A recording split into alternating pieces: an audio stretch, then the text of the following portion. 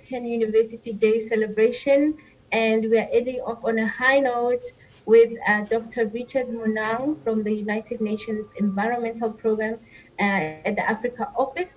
And he is responsible for guiding the implementation of UNEP's climate change resilient development strategy at both national and regional levels. And he holds a PhD degree in environmental change and policy from the University of Nottingham in the UK, and an executive certificate in climate change and energy policy from Harvard University. I know he's going to introduce himself, and if you follow him on LinkedIn, you will see he's very inspirational, very motivational, does a lot of groundwork in climate change in rural communities, especially in Kenya.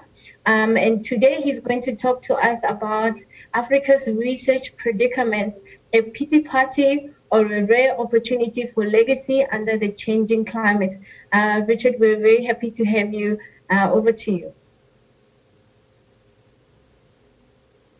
And to the host, the leadership and faculty and students of Stellenbosch University, and guests and respectable colleagues, distinguished ladies and gentlemen. The wise man never takes a step too long for his leg. This African proverb is a timely reminder that we must operate within our strengths to manage and improve our weaknesses. And this is a hallmark of wisdom. A story is told of a budding African researcher who set sight upon undertaking PhD studies overseas after sweeping through bachelor's and master's degree at an African university. True to his passion, he graduated among the top in his class. No mean achievement by any account, but at his graduation, one of his hosts pulled him to the side and whispered in his ear, "You people can get PhDs from our universities, but you will continue to depend on us with our bachelor's degrees." This was by every means an offensive assertion, and it is heightened when you realize that there is some truth to it. For example, a look at Africa's balance sheet in global trade confirms this fear.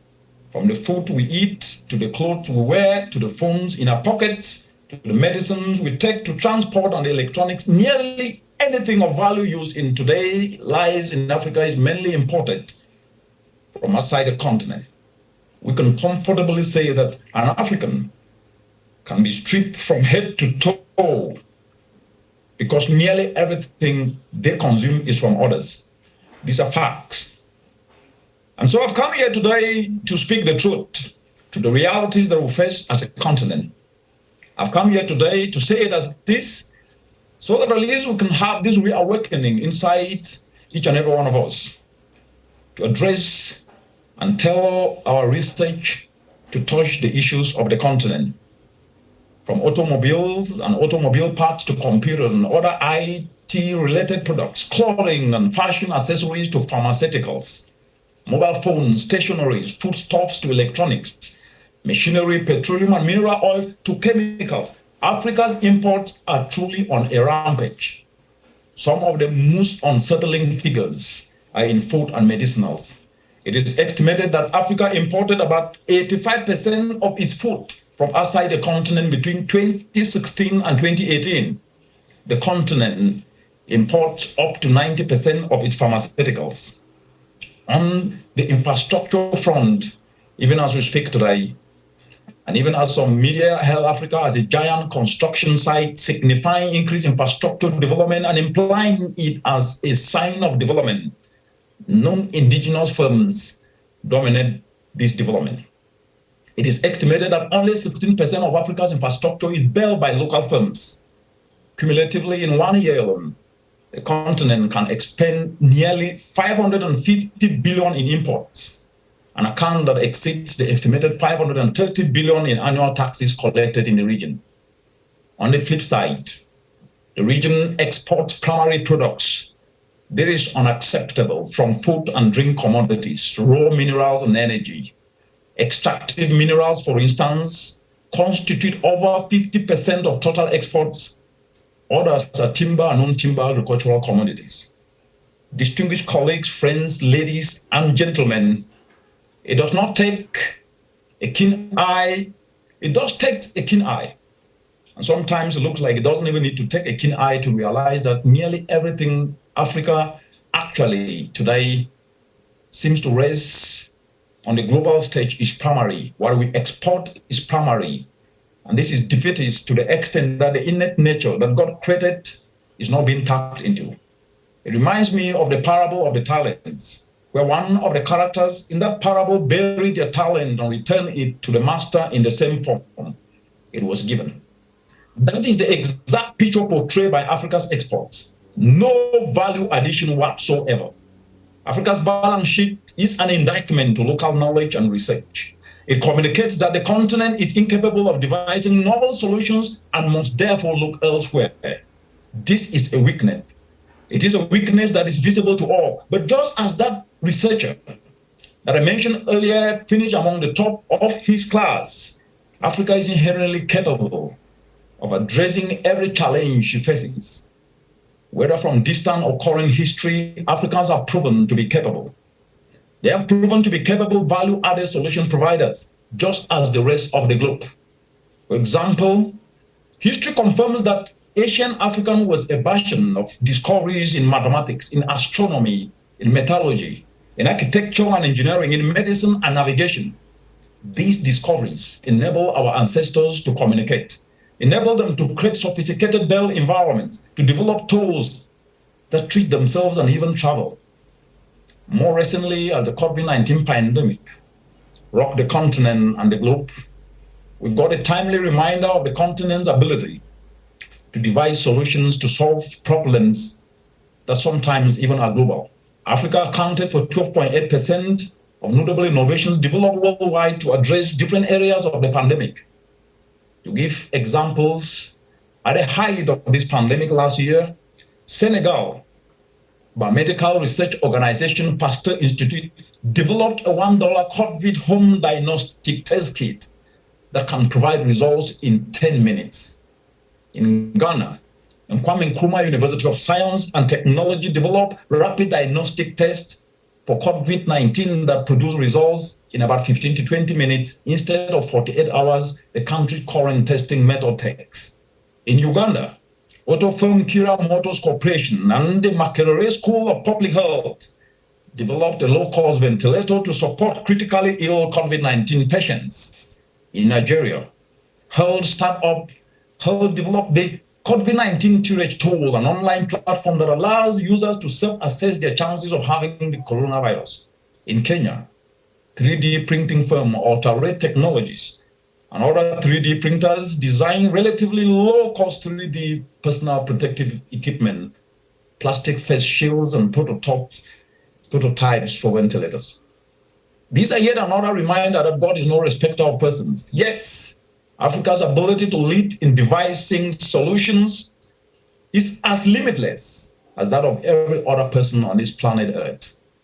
Distinguished colleagues, ladies and gentlemen, none of us can live on borrowed salt. Yes, borrowed salt have limits, and Africa's research must urgently step to the solution plate and lead in devising competitive, everyday solutions in every sector of our economies. The rapidly changing global dynamic tells us that this need is long overdue. The COVID-19 pandemic has been one of the latest reminders. While Africa needed about 100 billion in emergency stimulus to buffer our economies, it could only watch helplessly from the sidelines as traditional partners retreated to buffer the economies with trillions in stimulus packages. It is time that Africa's research, whose output represents just 1 to 2.6% of the global share, work to bridge this gap by focusing on devising local solutions to the continent's challenges. This is the pathway we must take. As we speak today, climate change is the preeminent global challenge of our time and provides more than adequate motivation. The latest science from the IPCC Seed Assessment Report and the 2021 UNEP Emission Gap and Adaptation Gap Report tells us that the globe will breach the self-warming threshold of 1.5 degrees in just 2 decades from today. When you juxtapose these findings with Africa, this makes the prognosis worse. The continent is already heating up twice as fast as the rest of the globe. which means that risk severity will only escalate in the continent. And with this, the escalation of socioeconomic misery that is already at breaking point is guaranteed. This portends more bad news for the region's food insecurity, where 257 million people go to bed hungry. More bad news for the 60 million children that are malnourished, costing the continent between 1.9% to 16% of its GDP. More bad news for the unemployed over 12 million youth that are getting into the labor market and needing jobs each and every year but getting disenfranchised. More bad news for the GDP, where a drop of up to 15% initially forecasted to occur in 9 years will move much closer to the present. To a surge in vector-borne diseases like malaria, where Africa already carries up to 93% of annual global malarial deaths. To increasing floods risk, where flooding costs the continent between 10 billion to 9% of GDP in destroying infrastructure. These realities are with us, and therefore we must move from talk to action. Distinguished colleagues, ladies and gentlemen, this motivation is from a threats perspective and also a solutions dimension. Climate action can be a source of practical, affordable solutions to the mainstream of Africa's economies. You as researchers have a golden opportunity to increase the contribution of Africa's research to the globe by focusing on how climate action can provide formidable solutions. You can do this through what I consider the big four of Africa's growth, which entails food security, which entails energy, social infrastructure, and youth, and the informal sector. Regardless of the field you are engaged in, you can address your research to cover technical, historical, and financial governance, economic, and even socio-cultural dimensions of these big four areas of Africa's growth, and do so through a climate action lens. And let this 2021 Africa's University Day uplifting, building technology-based resilient universities now be our marching orders. And as you do so, I'll share the following levers with you. And the first is we must climate-proof Africa's food systems. Today, as you retire to bed, before you sleep, take a moment and reflect on this. Up to 257 million of your fellow African brothers and sisters will be sleeping on a hungry stomach. Even though this is the case, climate change threatens to lower yields of key staples in the continent by up to 40% under a 2-degree warming scenario. In addition, between 30 to 50% of food produced across Africa is lost due to post-harvest losses. And this is valued at an average of about 48 billion every year. These losses reflect lost opportunities to bridge the food insecurity gap and a myriad of income and enterprise opportunities along the entire value chain, be it in processing, be it in logistics, be it in finance, among many that can cumulatively create jobs and add up to $1 trillion in competitive opportunities to the region's economy. The climate action lens offers tangible solutions by which these losses can be turned to not only food secured homes that are urgently needed, but also ensure socioeconomic opportunities. For example, applying nature-based solutions, non-chemicalized approaches to grow food has been scientifically proven to increase yields up to 128% of more nutritious food. These are indigenous approaches such as Zai, which has successfully rehabilitated hundreds of thousands of degraded lands in the Sahel and increased yields by a massive 500%, or minimum tillage that has increased yields by over 300% in some of the driest parts of the continent, or agroforestry that has resulted in the restoration of wetlands and seasonal rivers in previously degraded areas. But most importantly, is nature-based approaches underpin the lucrative billion-dollar global organic food industry whose annual growth is at 12% in leading markets. Right here in the continent, there is a growing market segment of consumers ready to pay up to 3 times the price of conventional foods for food that is certified organic, for food that is healthy and environmentally compliant. In value addition, the application of simple climate action solutions of solar dryers have proven to lower post-harvest losses of informal sector food traders who grow up to 70% of our food and increase their earnings up to 30 times. As researchers, you have your work cut out to establish how social, cultural, economic, and technical, financial governance, and even policy gaps and opportunities can be addressed and leveraged to make these advantages a reality in Africa. That takes me to the second point, which is climate-proofing energy. An estimated up to 580 to 620 Africans, our brothers and sisters, are energy impoverished. Paradoxically, in a continent that have 365 days of sunshine, what is wrong with us? We must think out of the box. The time for talk is over. Talk sometimes is okay, but action is sweeter. This then means because of lack of energy, our brothers and sisters, the children across the continent lack the power they need to study and build better their tomorrow. It means the continent's food systems lack much needed power to convert the high post-harvest losses of up to 48 billion each and every year to create incomes, to create enterprises and competitive economic opportunities. It means health centers lack the power needed to provide critical health care. And bridging this gap using fossil-based power generators costs 3 to 6 times what grid consumers pay across the globe. This is a gap that decentralized clean energy solution can be leveraged to bridge. If we consider the dynamics of this gap, of critical importance as we speak today is that up to 84% of energy poor reside in rural areas. Using off-grid solutions, especially solar, where Africa holds the richest solar resources globally, coupled with the lowest cost of $1.3 per watt, will efficiently bridge the access gap among the most vulnerable. Most importantly, such energy should prioritize powering productive enterprises that can enable the growth of cottage industries in inclusive areas such as agriculture to expand incomes. By so doing, we will be addressing the core of Africa's vulnerability, which is in one word, socio-economic. By creating income opportunities for those at the base of the pyramid, research efforts should focus on making this dream a reality. That takes me to the third point, which is climate-proven connectivity infrastructure. Africa's road access rate is only 34% compared with 50% in other parts of the developing world. This is costing the continent's producers significantly as far as closing market gaps. For example, up to 85% of agro production, Africa's largest employers, takes place within 6 hours travel time from the largest cities, which are the primary markets. Suboptimal connectivity means transportation costs escalate up to 50% what they would otherwise be. These costs reduce the competitiveness of local produce as markets prefer cheaper imports and reduce producers' incomes to compound their vulnerability.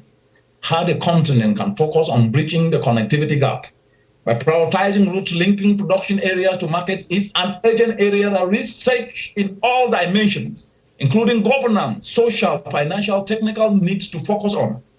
And that takes me to the fourth point. You can only compete from a position of strength. I have never understood why we do not tap into the ingenuity of youth. The youth are Africa's powerhouse. You cannot address any challenge in this continent, regardless of how we spin it. You cannot address any challenge while ignoring your powerhouse. The youth at over 60% of Africa's population represents Africa's powerhouse. They are the ones that will be able to bring research findings and innovations to scale and create climatepreneurship opportunities that address the informal sector's productivity needs, which is an urgent area. The informal sector across the continent, already as we speak today, creates livelihoods for 80% of the region's populations and stands out as an economic locomotive of Africa. Engaging the young people will ensure local innovations tailored to the needs of cities and communities are developed and tested. But for this to happen, we need two words: skills retooling. Skills retooling, which entails improving, which entails refining, which entails adapting young people's skills to align with tapping economic opportunity, regardless of their background, regardless of their disciplinary affiliation. Because sometimes we think that we can only be part of understanding how the environment works before we devise a solution. That's not true. Each and every one of us should tailor our interest towards devising solutions that address these challenges that I've mentioned. For example, the number of people without access to clean cooking in a continent has been rising from about 750 million 10 years ago to 890 million 2 years ago globally. But when you look at the African continent, 700,000 Africans die every year prematurely because they depend on charcoal and firewood. The only form of energy they can access. They have committed no crime. The only crime is that they don't have an alternative. How can young people become drivers of non-capital intensive enterprises that bridge this critical gap, especially the critical clean cooking access gap for the informal sector. The demand for such alternative is high, considering that the charcoal industry is valued at 10 to 20 billion US dollars across the continent. We have developed an incubation approach called innovative volunteerism, where willing young people are structurally guided and inspired to retool their skills and turn their passions into profits.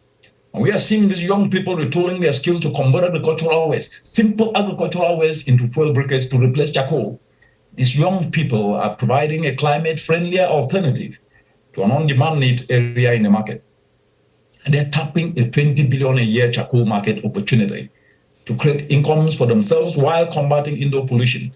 Research should study modalities and actualize this symbiosis between the youth and the informal sector, two of the most significant actors in the African continent. That takes me to the fifth point. We must cultivate purposeful passion. Passion is the new currency of now.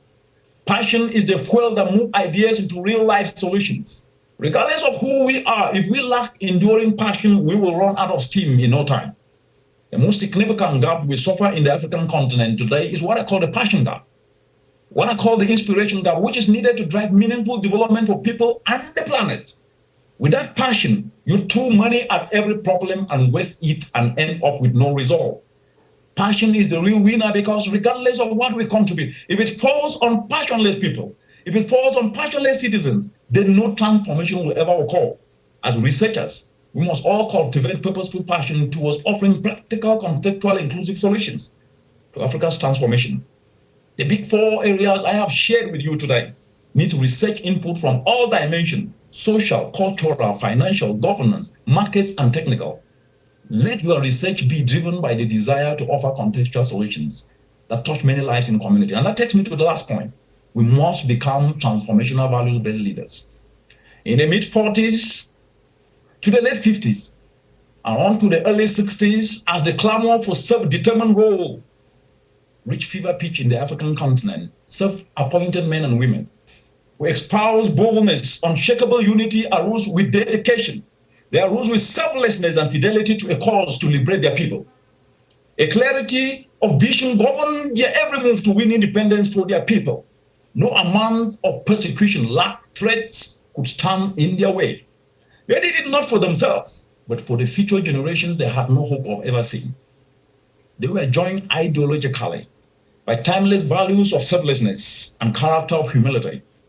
They did not postpone this call for a day in the hope for elusive perfection. This is the foundation of values-based leadership that we all must identify with and champion wherever we are to drive socio-economic liberation in the continent.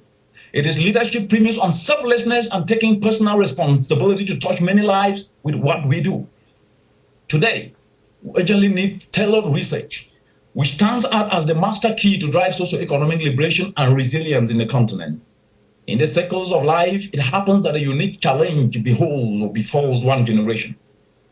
That challenge of our time is climate change. This climate change is the challenge of our generation, and we can seize the opportunity through research to influence policy and investments that touch many lives. It is my sincere hope that you will carry on the baton from here and surmount the continent's weaknesses by turning them into strength as we put poverty on the run and prosperity into the cockpit of progress. Thank you.